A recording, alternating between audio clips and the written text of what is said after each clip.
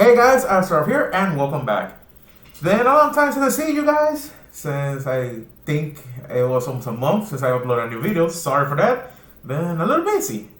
But even so, today finally we end one of the summer anime's more underrated series, I believe, because almost no one talks about this series.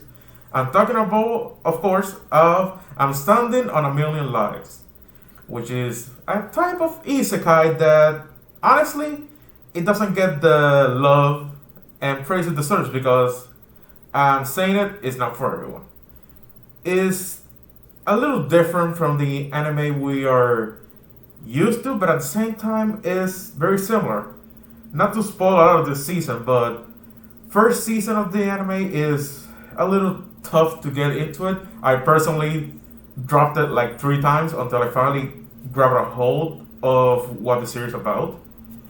But to explain a little simpler, it's basically this type of isekai where you get to choose these characters. We got our main character, which is Jutsuya, and he's chosen to go to this world by these 2 girls, Irue, and the other one's name's a little bit, well, it's a little difficult to remember because her name's kind of weird sometimes, as my memory is shot in that place.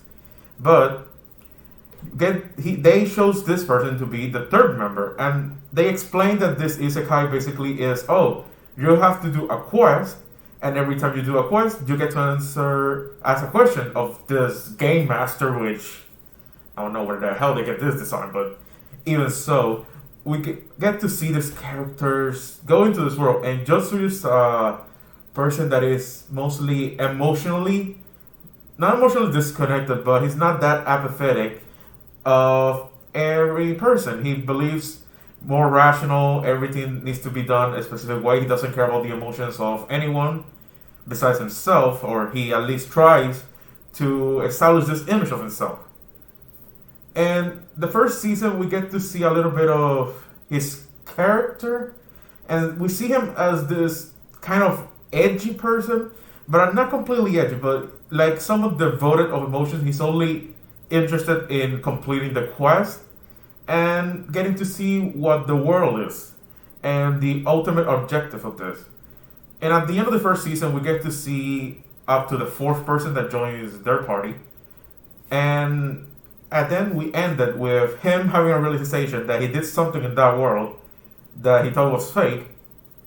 And we get to see his personality completely change in the sense that he feels bad for doing what he did, because I'm not gonna explain everything in this video. Honestly, I believe that anime people should watch because it's really interesting on the emotional level it contains for every character that we see in the series.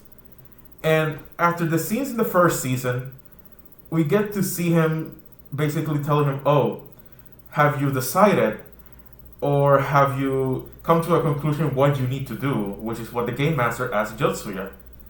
And at the end of the first season, he just says, I'll just keep going through without not much explanation.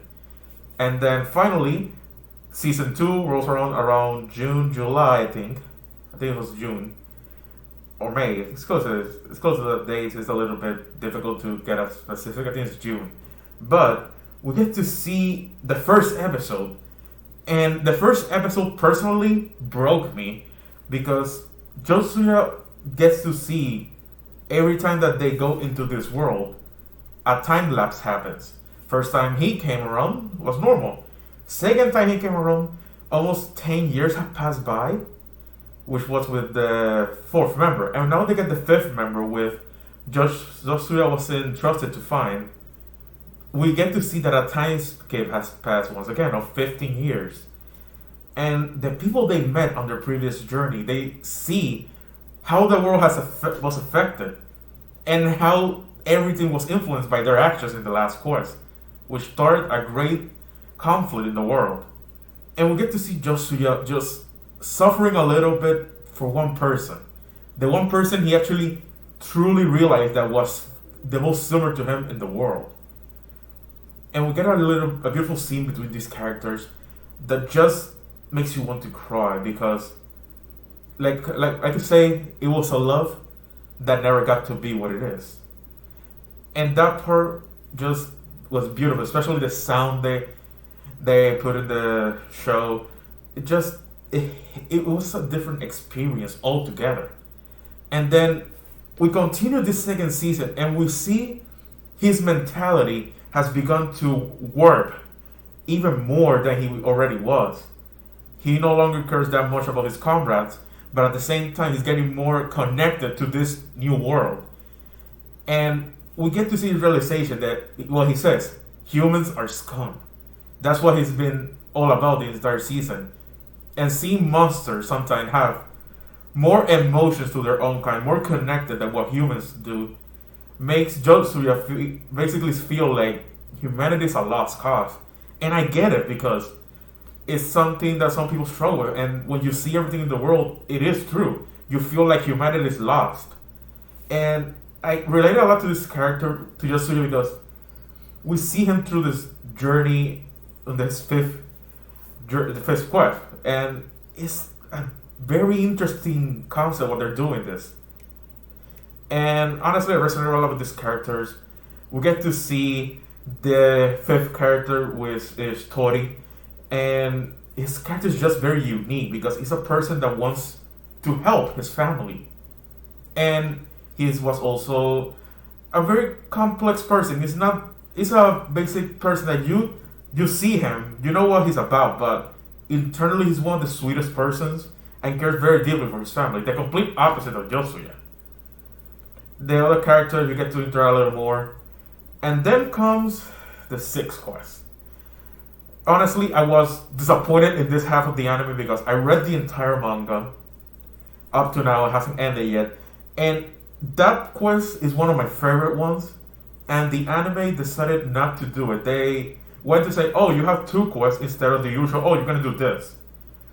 And they gave it a different quest. I understand why they did it. Because the sixth quest is one of the longest so far. Because it's basically 20 chapters of a 40-page manga. It is extremely long. So I understand they couldn't adapt it, but it was such a powerful chapter because it conveyed the emotion and the damage to Jotsuya's mentality and how it's getting even more warped with every passing quest. But at the same time, it gets warped. It gets a little more emotionally connected to his comrades, which is something that's very difficult for him. But sadly, that chapter did not get animated, and at the end, that actually today was the end of the anime, it just completely disappeared. But it's like that quest didn't happen, and I found it very upsetting because that quest was awesome. It had a lot of carnage in itself, a lot of death, something you more normally wouldn't see in an isekai like this. It's something you don't expect. But the filler they created, I don't know how they did it, but they managed to convey most of the emotions that chapter used. And basically showing Jotsuya about to do something once again that was gonna fill him with dread. And he's saying he's already done it. He's already corrupted. There's no going back. And one of the characters, Sue, the one I couldn't remember, stops him. And she tells him that no, he can still go back. His future's not sealed yet. And that part just hit because the reality is this is the only person right now that actually is trying to help him not become a monster, a person he doesn't need to be. And the sixth quest, the anime actually decided to, well, do this side mission, which actually it started like within the manga, but then went a completely different route. And we get introduced to this character Glenda, which is she's a lesbian that basically starts saying the entire arc. Oh, because I like women, my father tried to assassinate me because I like women. She kept saying it a lot in the anime. In the manga, she only said it like 3 times. I think they overused it in the anime because honestly, it was already established that she was into women. But that part there, I feel like they overused it. I don't care. She's a beautiful character. And honestly, she's a badass. I think this is one of the most OP characters so far. But I think they went a little bit overboard with that part. Like, continuing saying it every episode or every 2 episodes they say it, which I think was unnecessary. But even so, I enjoy her character because that was one of the reasons I love the Six Quest. Yeah, Six Quest so much because it's different. It's something very unique and very relatable because the original quest was dealing with with a drug addiction. This is something so relatable in today's life, and you can see the effect it had on people, on society, the gangs. It was an awesome story that I'm sad the anime didn't get to that. But at least I'm happy that this filler managed to convey the emotions of that chapter as best as it could. If there's gonna be a third season, which I'm hoping it will be, I hope they get to animate that part as something different because it needs to be animated. It's very beautiful. It's a very well told story, and especially now that they will be going to the seventh quest, which is currently where the manga's at. It's like 30 chapters of very interesting concepts. But so far, I don't know where they're going with this. I really hope that this anime gets the recognition it deserves because it's a great series. The animation is a little meh, but the story is very interesting. How these characters evolve emotionally and how their impact in the world is reflected every time they come back.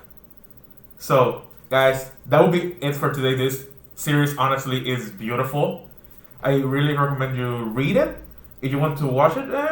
The first season actually adapts pretty much everything of the manga, and the second season, if you want to see the other arc, I recommend you start at half the season after the fifth quest.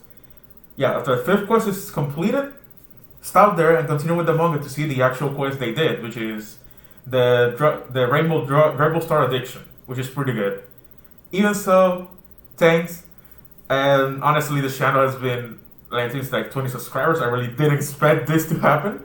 I honestly thought, oh, maybe I'll get like 3 subscribers for who knows. And here we are 8 months later and 20, and I'm pretty freaking surprised. So thanks you all for watching. Hope you like and subscribe. You can go into the Twitter, the page that's finally up, and keep watching because there's some interesting things coming to the channel soon, and I'm hoping to keep sharing with you guys. That's all for today. Adios.